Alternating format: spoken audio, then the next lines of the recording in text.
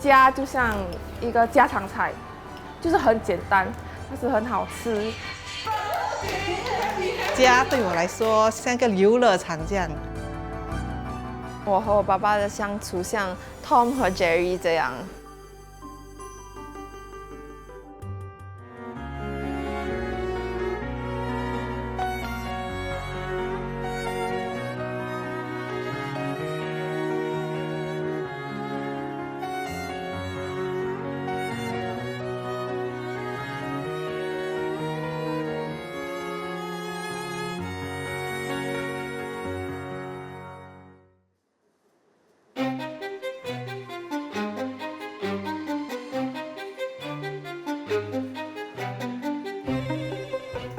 章鱼子是我从外面收购回来的，它是海南岛王花梨，几百年到几千年才会成长的。我是爸爸杜敬祥。这是一张充满喜庆的椅子，我们给它一个名字叫做 Simple Chair。新人在结婚的时候，长辈坐在这边接受新人的敬茶。我是妈妈何秀珍。这个伴阿旺椅从我的阿公阿嬷那时代，甚至我爸爸那时代就有了。经过我们的复兴，它还是能与时并进。我是杜月莹，今年34岁，是排行老大。这是设计师 Frank Gehry Design 的 Regal Chair， 它不只是一个家具，它也是一个艺术品。虽然它是纸皮做的，但是非常非常稳固，而且又环保。我是老二杜君莹，今年28岁。我喜欢现代风，简单又美丽。我是老三杜燕莹，今年26岁，大家都叫我开心。我是小弟杜正峰，今年21岁，还在读书。小时候常常坐这种办公椅，在福祥滑来滑去。嘿。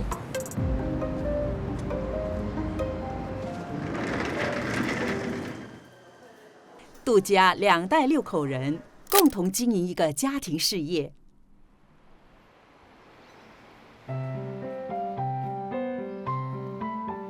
周末的早上，一般人都在轻松休假时，爸爸杜敬祥早上8点20分照旧准时等候，催促杜家女将们上车上班去。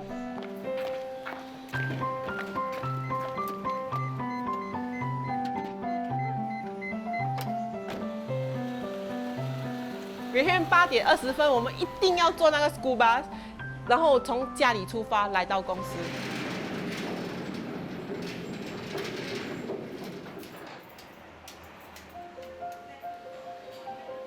杜家经营的福祥二手家具店，经历3代人，已经有半个世纪的历史了。福祥售卖的是从酒店、商业机构、住家收购来，经过加工处理的二手家具和各类大小物品。父亲杜敬祥年少时从加隆古尼卡隆古尼，也就是买卖旧货做起，继承祖父和父亲的事业。杜敬祥父亲的事迹30年前也拍摄成纪录片，当年收购的主要是旧报纸、旧电器。以前我帮爸爸是早上，我叫他驾 pickup， 所以他驾车的时候，我是这个我们用一种波的东西啦，波那是波的时候就我是喊嘎啷咕尼这样咯，很大声喊嘎啷咕尼咯。杜爸爸接管福祥后，也承包收购酒店旧家具，外加把二手货物转卖出国。因为这边都是两边都是。近几年，杜家3姐妹陆续到公司工作，杜爸爸的重担也减轻了些。老大月莹11年前加入福祥，她在大学毕业后决定放弃继续深造，一头栽进店里，也开始历经不少心理调试。每天都在看哇，这么乱，这么没有规模，这么没有一个水准在。好吧，丢掉了，等着顾客来买我们的东西，就是像每次这样等，不懂等到几时才来。80后的月莹清楚看到回收旧家具的潜能，认为把业务和货品带到网上，能复兴这古老而又环保的事业。老大一来，打破传统，设立网站，开始线上直播。那时刚刚 Facebook 就兴起，我就把我们的东西一个一个拍照咯，用 Facebook 来宣传我们的产品，好让人家知道我们有这些产品，这些很美丽的产品。很多人觉得啊，二手货一定是很脏，我的阿嬷用过了还是什么东西，所以我们就在这个方面着手。就把我们的东西推销出去，让我们的生意有另外一个生命，也是。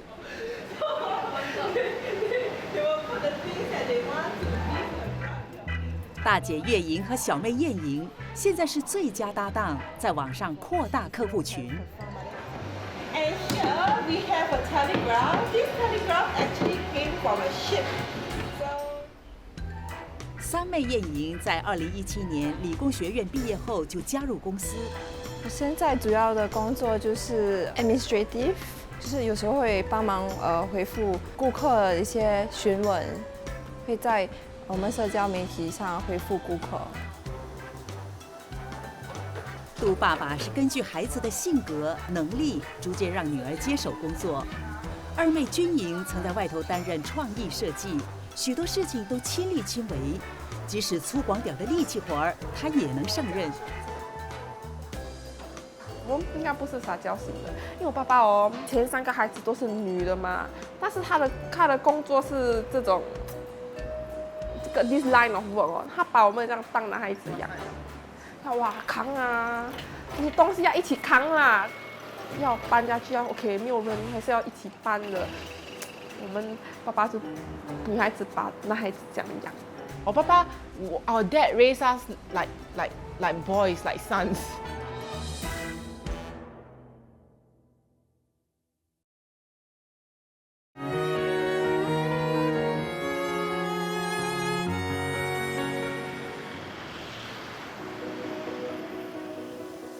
再生的原木家具是福祥二手家具店的主要产品之一。店里聘有多位全职木匠师傅。无论是老旧的还是破损的物品，都能赋予新面貌。杜月莹接手父亲的业务工作后，原本和爸爸合作多年的厂家也由他来接洽。阿雄，哎 ，Hello， 你来看你的东西啊？哈，所以我现在主要的负责采购。管理公司，然后也有负责，好像有一些物品，要怎么样去复兴，迎合现在的市场可以卖，我就会帮忙这一方面的工作咯。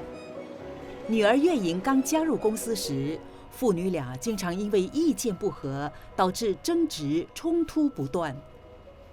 以前我在公司我是一把手，我讲的就算了，现在一个女儿进来，当然多一个口。哇，那时我们的冲突很多，我们一起会吵架啊、哭啊、喊啊。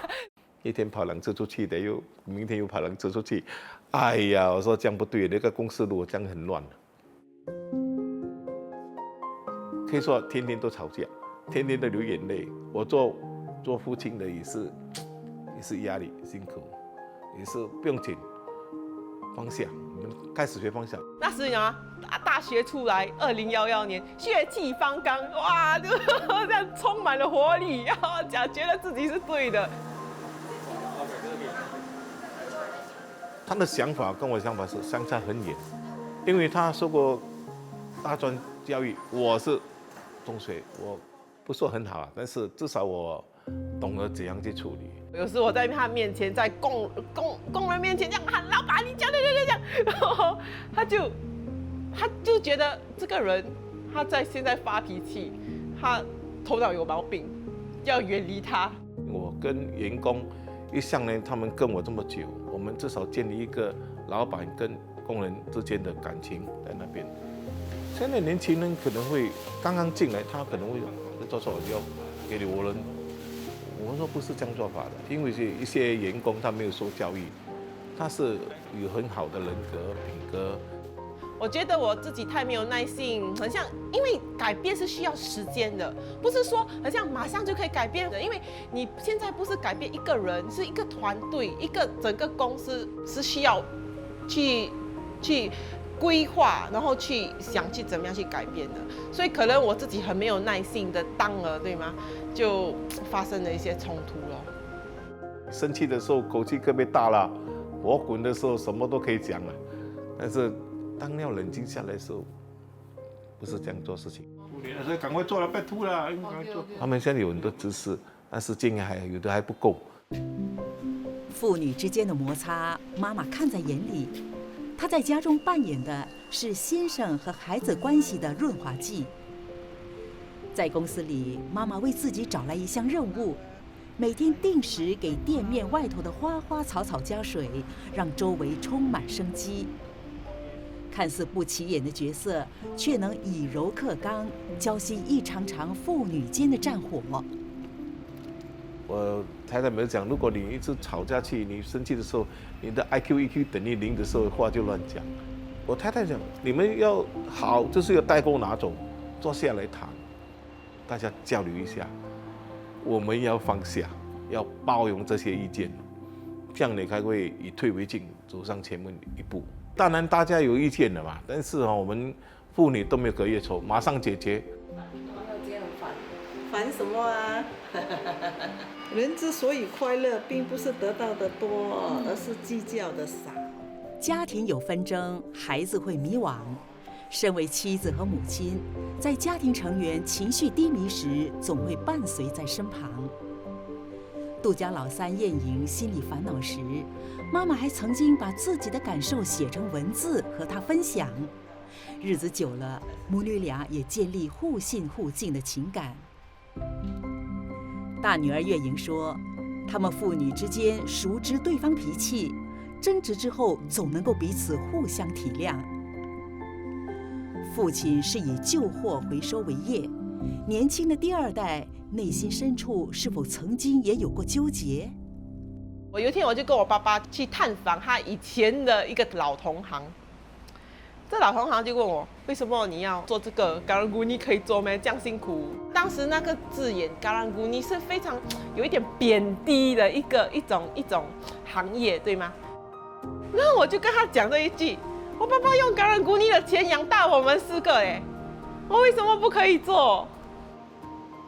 杜爸爸不曾隐瞒自己经历过的辛苦日子，这无形中也成了一家人共同努力的凝聚力。福祥本来在90年代我们开始不错，但是那一段时间在97到98年那个金融风暴，把福祥拉下最低谷，也是最深重的，因为福祥的全部的生意给这个金融风暴拉垮，那时候是真的一种考验的大考验的。为什么我们互相损失上百万的资金、货物、人力，而且我要卖掉屋子搬走，那时真的没有钱了，真的很可怜。每个月利息要10多20千，利息而已。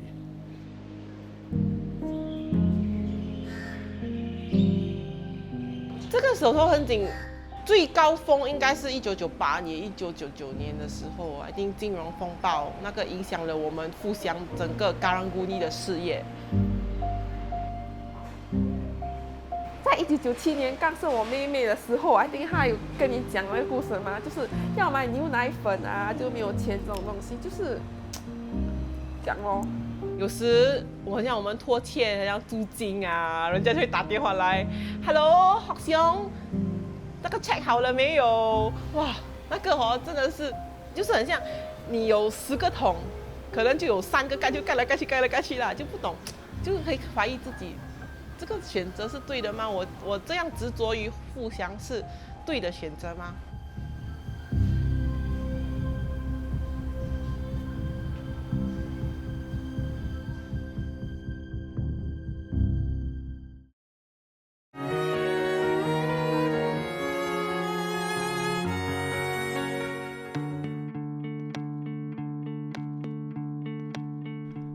谷物可以价值连城，也可以有价无市。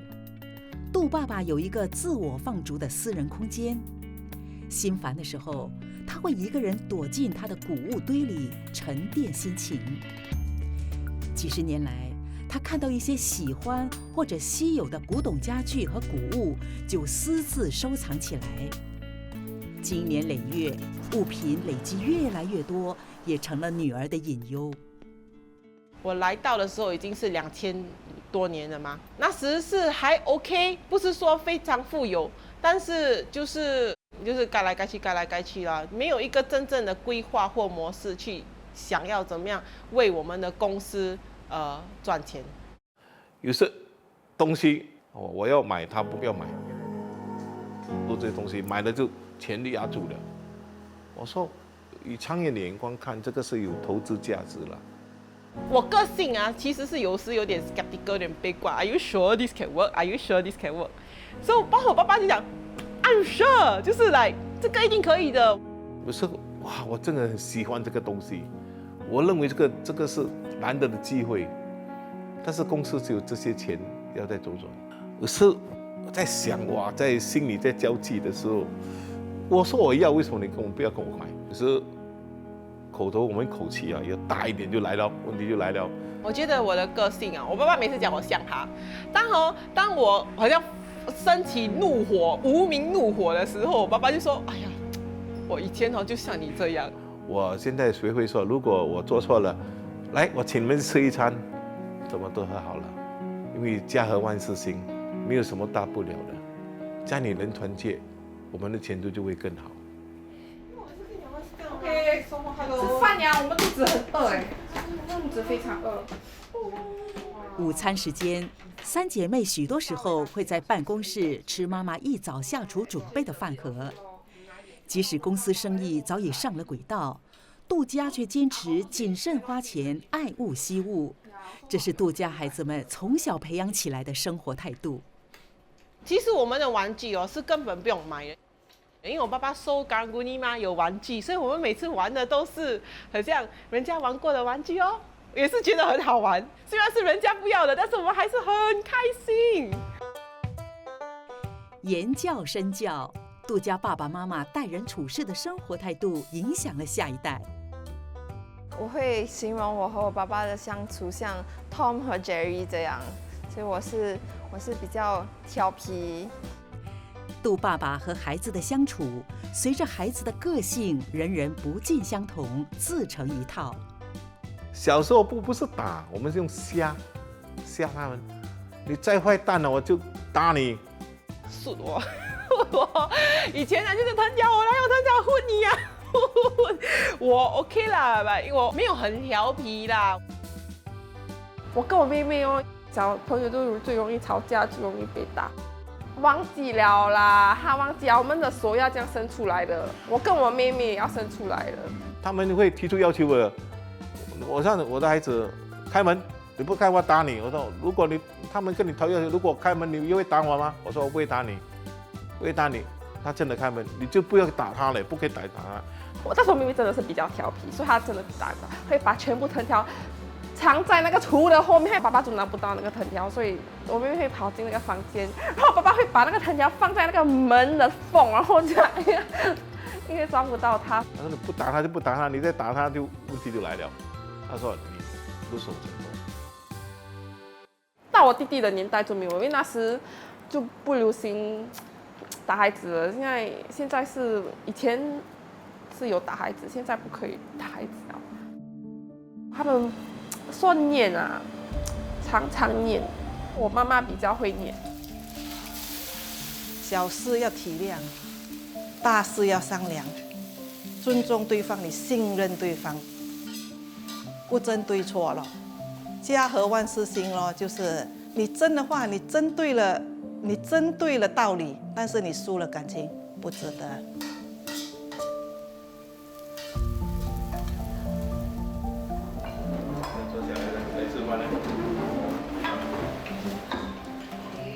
他会讲对咯，以和为贵咯，以退为进。他每次讲以退为进，他真的是每次讲以退为进。我们要以退为进，不管是做工还是什么啊，家庭 ，which I think is true， 以退为进。以和为贵啊，礼义廉耻啊，天道酬勤啦，家和万事兴。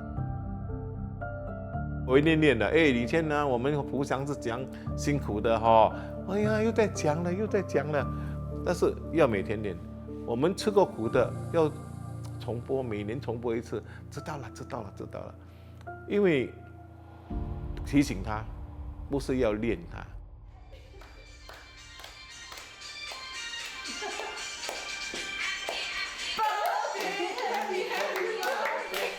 杜爸爸教育孩子，自诩像放风筝般收放自如，过度放纵或者偏激都不好。